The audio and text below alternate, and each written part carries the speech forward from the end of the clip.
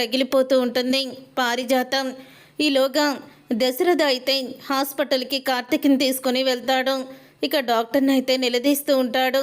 అసలు జ్యోత్స్న రిపోర్ట్స్ కరెక్టేనా మేడం అని అడుగుతూ ఉంటాడు. నా మీద మీకు డౌటా, లేకపోతే జ్యోత్స్న మీ కూతురు కాదని డౌటా అని అడుగుతూ ఉంటుంది. డాక్టర్ అయితే అది డాక్టర్, జ్యోత్స్న మీదే నాకు అనుమానం అని అనగానే, జ్యోత్స్న మీద మీకు అంత అనుమానం వచ్చింది, అలాంటప్పుడు మీరెందుకు మౌనంగా ఉంటున్నారు? అసలు జ్యోత్స్న మీ కన్న కూతురే కాదు దశరథ్ గారు అని అంటూ ఉంటుంది. డాక్టర్ అయితే జ్యోత్స్న నా కన్న కూతురు కాకపోతే సుమిత్రని హాస్పిటల్లో అడ్మిట్ చేయమని, ఆపరేషన్ చేస్తానని అంత ధైర్యంగా ఎలా చెప్పారు మీరు? జ్యోత్స్న బోన్ మ్యారో ఇవ్వదు కదా, ఇచ్చినా పని చేయదు అంటే నా భార్య అని అంటూ ఉంటే, మీరు ఏదేదో ఊహించుకుంటున్నారో దశరథ్ గారు, అలాంటిదేదీ కూడా జరగదు. ఎందుకంటే సుమిత్ర గారికి ఆవిడ కూతురే, అంటే మీ కూతురే, మీ కన్న కూతురే బోను మ్యారో ఇస్తుంది అని అంటూ ఉంటుంది డాక్టర్. అప్పుడే అది విని ఒక్కసారి షాక్ అయిపోతూ ఉంటాడు దశరథ. ఏంటి, నా కూతురు బ్రతికే ఉందా అని అంటూ ఉంటే, అవును మీ కూతురు ఉంది, మీ కూతురు ఎవరో కాదో దీపే అని నిజాన్ని బయట పెడుతుంది. అప్పుడే అది విని ఒక్కసారి కార్తిక్ వైపు చూస్తాడు దశరథ. కార్తిక్ విన్నావా, నా కూతురు దీపంట అని అంటూ ఉంటే, ఆ విషయం కార్తిక్కి ఎప్పుడో తెలుసు దశరథ్ గారు, తను చెప్తేనే నేను దీపకి టెస్టులు చేసి ఆ రోజు రిపోర్ట్స్ చూసి నేనే ఆశ్చర్యపోయాను.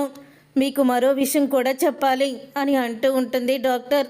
డాక్టర్ అని అంటూ ఉంటాడు కార్తిక్. అయితే చెప్పనివ్వండి కార్తిక్, చెప్పకపోతే మాత్రం అసలు నేను ఇక డాక్టర్ వృత్తిలో ఉండి కూడా అనవసరమే. సాటి ఆడదానిగా దీప చేస్తున్న త్యాగం గురించి అయినా చెప్పాలి కదా అని అంటూ ఉంటుంది డాక్టర్. దీప చేస్తున్న త్యాగమా, ఏంటి డాక్టర్ అది అని అంటూ ఉంటాడు దశరథ. సుమిత్ర గారికి బోని మ్యారో ఇస్తే తన కడుపులో ఉన్న బిడ్డ చనిపోతుంది. తన కడుపులో ఉన్న బిడ్డ చనిపోయినా పర్లేదు, తన కన్న తల్లి బ్రతకాలని దీప ఊహించని నిర్ణయం తీసుకుంది అని అంటూ ఉంటే, ఆ మాట విని ఒక్కసారి షాక్ అయిపోతూ ఉంటాడు దశరథ. అయితే ఇక దశరథ షాక్ అయిపోతూ, లేదు అలా జరగడానికి వీల్లేదు అని అంటూ ఉంటాడు. మొదట్లో నేను కూడా అలాగే అన్నాను దశరథ్ గారు, కానీ సుమిత్ర గారు బ్రతకాలంటే దీప ఈ త్యాగం చెయ్యాల్సిందే. తను మళ్ళీ బిడ్డనన్నా కంటాను, కానీ మా అమ్మని మళ్ళీ పోతే నేను సంపాదించుకోలేను, మా అమ్మ నాకు దక్కదు, మా అమ్మ నాకు కావాలి అని అంటూ తను ప్రాధేయపడింది. అందుకే నేను ఒప్పుకున్నాను. నిజంగా దీప లాంటి కూతురు ఉండడం మీరు ఏ జన్మలోనో చేసుకున్న అదృష్టం అని అంటూ డాక్టర్ అయితే నిజాన్ని చెప్తుంది. ఇక డాక్టర్ నిజాన్ని చెప్పడంతో అప్పుడే ఇంకా దశరథ్ కూడా ఏమీ చెయ్యలేని పరిస్థితిలో ఉంటాడు.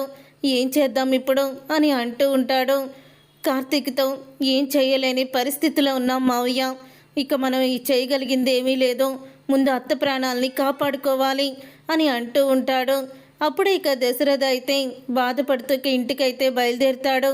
ఇంతలో శివనారాయణ, పారిజాతం ఎక్కడికి వెళ్ళిపోయింది, జ్యోత్స్న కూడా కనిపించడం లేదు అని అనుకుంటూ ఉండగా, దీప మాత్రం సుమిత్ర దగ్గరే ఉంటుంది. అమ్మా దీప, నువ్వు ఇంటికి వెళ్ళలేదా అని అడుగుతూ ఉంటే, లేదయ్య సార్, నేను ఇక్కడే ఉన్నాను, అమ్మని చూసుకుందామని, రేపు ఎలాగో హాస్పిటల్లో అడ్మిట్ చేస్తున్నారు కదా అని అంటూ ఉంటుంది దీప.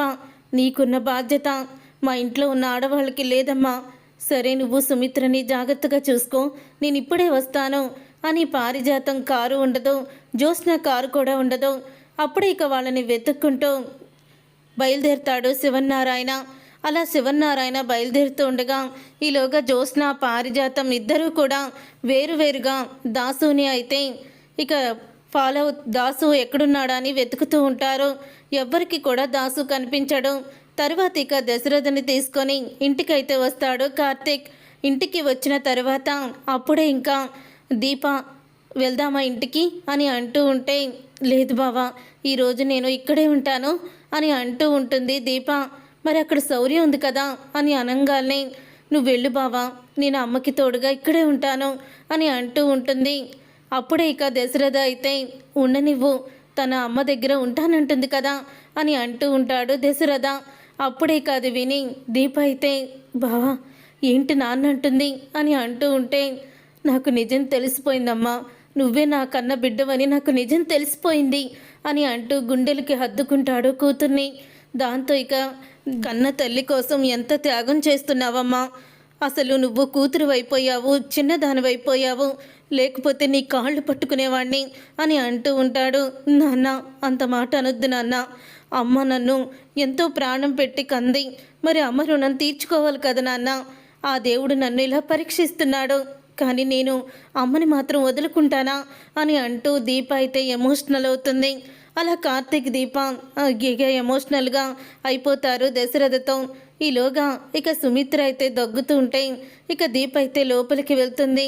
వెళ్ళరా, వెళ్ళి శౌర్య దగ్గరుండు అని అంటూ ఉంటాడు దశరథ.